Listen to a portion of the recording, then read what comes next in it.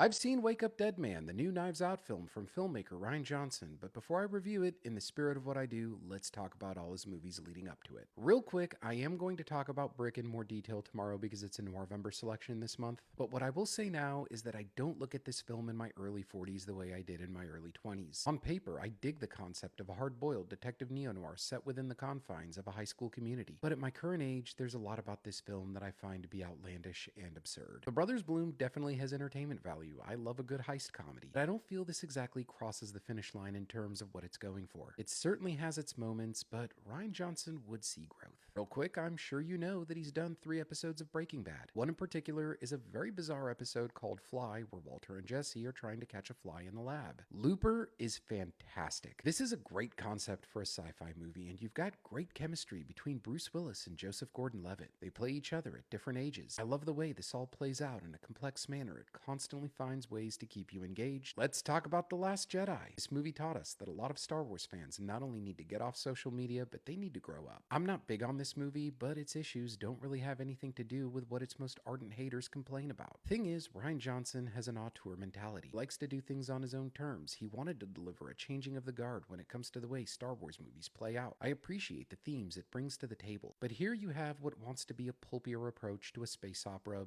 being held back by the Disney blueprint. There are some creative decisions here that didn't land. At times, there's humor and jokes that feel forced and don't really work. In the spirit of doing things on his own terms, Rian Johnson created his own franchise, Knives Out. This first installment is a compelling whodunit with a dynamic ensemble cast. They bring different personality types to the table. Although this isn't set during Thanksgiving, it makes for a great Thanksgiving movie because it's about family members butting heads. Glass Onion is a great follow-up. One thing that's been a defining factor in both these movies so far is Daniel Craig as Benoit Blanc. I love the elevated setting, it's very exotic. It's another twisty, entertaining whodunit, and this is where Rian Johnson works best, when he's able to do things on his own terms.